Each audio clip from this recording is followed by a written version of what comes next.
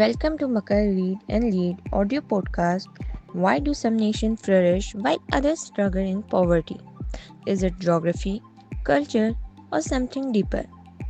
So, we are diving into part second of our series on why nations fail, starting with the theme the origins of prosperity and poverty. Have you ever wondered why some nations are rich while others remain poor? Is it luck, geography, or something much deeper? Today, we dive into chapter 3 of Why Nation Fail, a chapter that unlocks the real reason behind prosperity and poverty institutions. So, let's dive into the core idea that explains why some nations succeed while others fail. Extractive versus inclusive institutions. Nations don't fail because of culture, intelligence, or even geography. They fail when they are trapped by extractive institutions, systems where a small elite control resources, suppressive innovations, and blocks opportunities. On the other hand, inclusive institutions empower people, encourage entrepreneurship, and allow nations to grow sustainably. Example 1, Venice, a lost opportunity. Venice was once a thriving center of trade and wealth. But as the ruling elite tightened control, restricting economic freedom, its prosperity faded. This is what happens when extractive institutions take over. Example second, the Soviet Union, a false promise. For decades, the Soviet Union seemed like a powerhouse, but because its economy was centrally controlled, lacking real incentives for innovation, it eventually collapsed. Example third, the Glorious Revolution in England. A turning point, unlike Venice, England took a different path.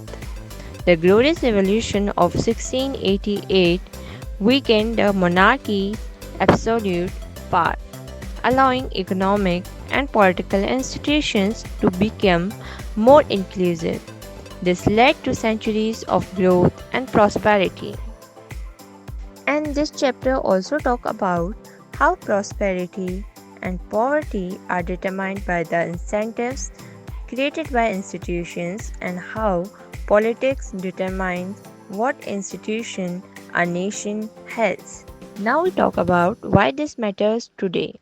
Even today, nations are shaped by these forces.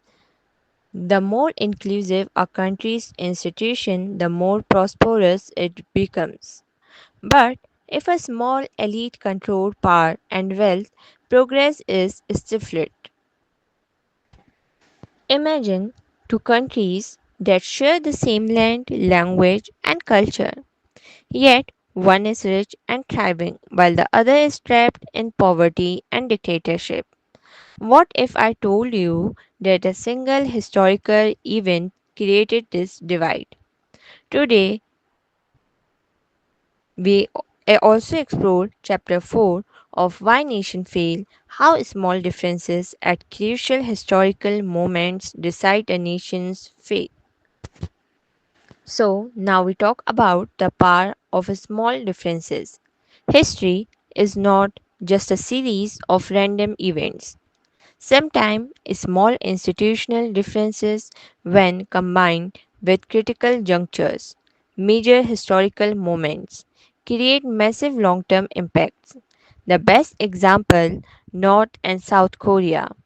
Case study, North versus South Korea. In 1945, Korea was divided along the 38th parallel. The North fell under communist rule with extractive institutions, while the South embraced more inclusive policies. Decades later, South Korea is an economic powerhouse, while North Korea remains isolated and impoverished. A single division, a single historical moment, two completely different outcomes. Historical parallel, the Black Death in Europe. The Black Death in the 14th century was a tragedy, but it had a surprising impact. In Western Europe, it weakened feudalism, allowing workers to demand better rights, leading to economic growth. In Eastern Europe, however, elites doubled down on oppression, making economies weaker.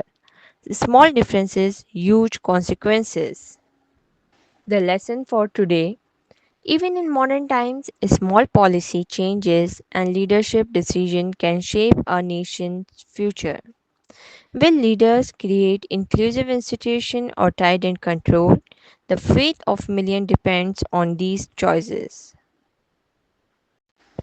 Can a country be successful without democracy? Can a nation rise under dictatorship? Many have believed so. The Soviet Union, for instance, once looked like the future. But why did it eventually fail? In Chapter 5 of Why Nations Fail, we uncover why centralized states can rise but never last. So, now we talk about the rise of the Soviet Union or USSR. The Soviet Union shocked the world with its rapid industrialization. In the 1930s, it built massive factories, launched space missions, and became a global superpower. But beneath the surface, its economy was built on coercion, not creativity. Extractive institutions fueled its rise, but they also sowed the seeds of its collapse. Why did it work temporary? At first glance, centralized control looks like a great strategy. Decisions are made quickly, policies are enforced without delay, and the government can push massive projects forward without debate. This is why some authoritarian states seem to rise rapidly, because when all power is in one place, things move fast. But here's the catch: it's work. When all power is in one place, things move fast. But here's the catch: it's work, but only in the short term. Forced labor and state run industries to quick output, strict policies kept dissent in check. Why did it fail? The first reason is lack of innovation. Without incentives, creative died. Second reason is political repression. Fear, not freedom, ruled. Third reason is economic inefficiency. The system was unsustainable. At first, the Soviet Union model looked successful, but extractive institutions can never sustain long term growth. Eventually, stagnation set in, and by 1991, the Soviet Union collapsed. The modern day warning is, even today, some governments believe in controlling markets, restricting freedoms, and concentrating power. But history has shown us without inclusivity, no nation can thrive forever. The stories of Venice, the Soviet Union, England, and Korea all point to one thing: institutions shape the destiny of nations. Inclusive institutions create lasting prosperity, while extractive ones lead to decline. But what happens when elites fight back against change?